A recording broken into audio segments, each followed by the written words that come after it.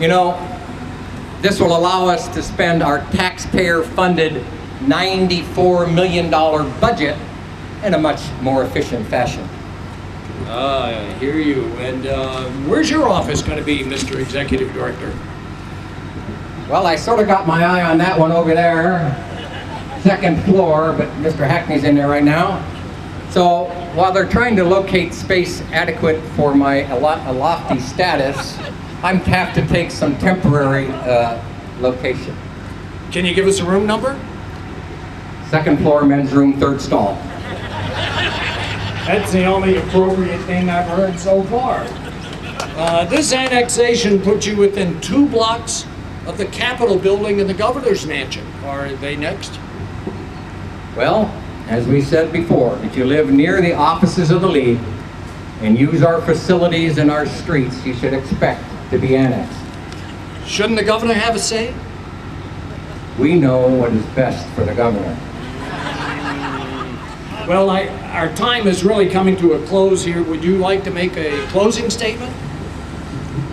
Yes, I would. These are dangerous times for our state. Our cities are facing tremendous pressures from growth, crime, immigration, water shortages, climate change, stagnation. Did I mention growth?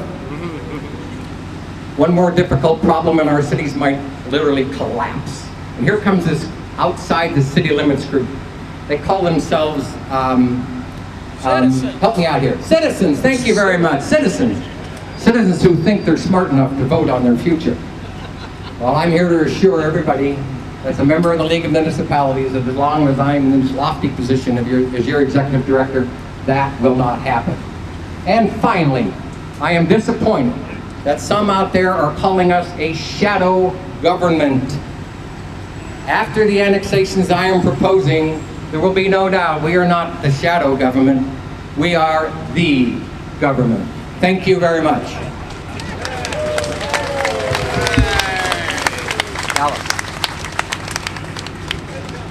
You know, you can't have any great comedy without there being a whole lot of truth. Let's hear it for Doug. If anybody attended one of the meetings of the special House committee where Mr. Hankins testified for 35 minutes, anybody? Who's running the state of North Carolina? It's pretty clear it's the League, isn't it? And it brings us to a battle that we have got to fight. And that is we have got to fight this battle of taxpayer-funded lobbying. Now, I know we've got a group of people from Buncombe County. Anybody travel farther than Buncombe? I know we got a great group from Moore County. We've got people all over the state. Where'd y'all stop for lunch? McDonald's? Not going to be having the wine and cheese event that's at the North Carolina League of Municipalities tonight. Paid for with your tax dollars. Your tax dollars hosting a lobbying event tonight so that they can get all these city officials up here and make sure they quash annexation reform. But we're going to be outside that building tonight, and we're going to let it make our voices heard. That if they're going to use our money to squash the needs of average, everyday citizens, there's going to be some hell to pay. So I want to hear it tonight outside that league. I want some rabble-rousing. I want legislators to be scared away from going to that league event tonight, because they need to be scared of the good, God-fearing, red-blooded Americans that are tired of being abused by forced annexation.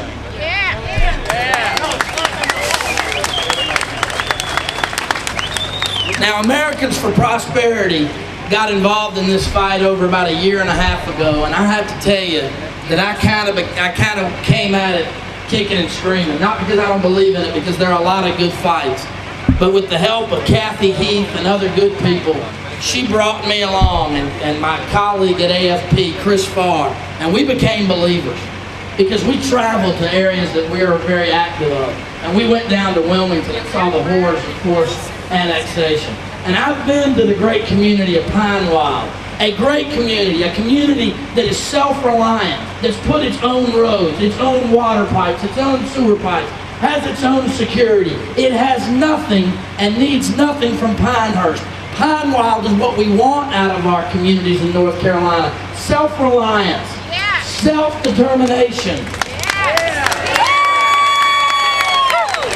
And I'm proud proud of what Americans for Prosperity has done with these great people in Moore County, and we've got to keep making our voices heard.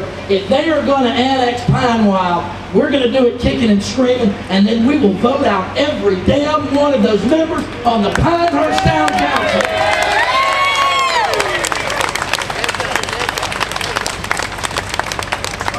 Now lastly, I want to talk a little bit about a community that maybe not a lot of people have heard about.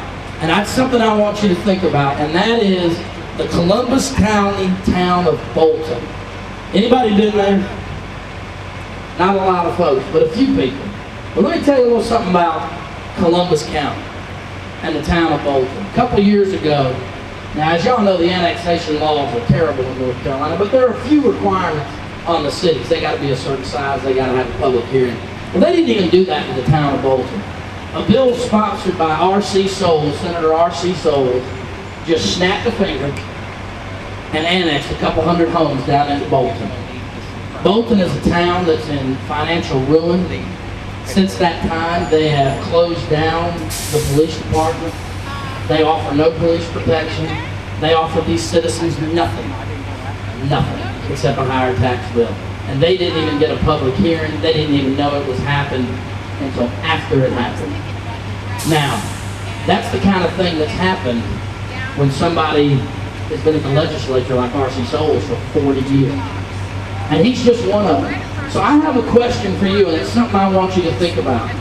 If this legislature doesn't do something about forced annexation this session, are you willing to help me spread the word about the lawmakers that wouldn't help us?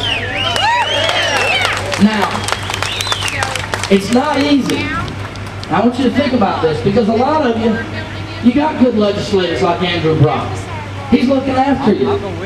So we need you to leave Rowan County, and we need to go pick out the ones that aren't helping us, and we got to go work in those communities. And if it means we got to take all these people to Columbus County to let them know what R.C. Soles did to the people of Bolton, we got to do it, because we're in this together, folks.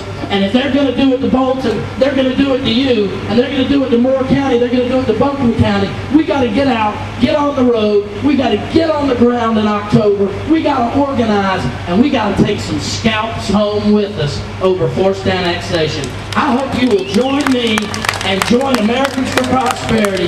Get on our website, register to be a free member, and don't let this issue die with the special session of the General Assembly. If they refuse to take it up, we will take it up in October and November come Election Day. Keep up the hard work, keep up the good work, and let's make our voices heard as we fight for economic freedom and opportunity all across North Carolina. Thank you. Great job.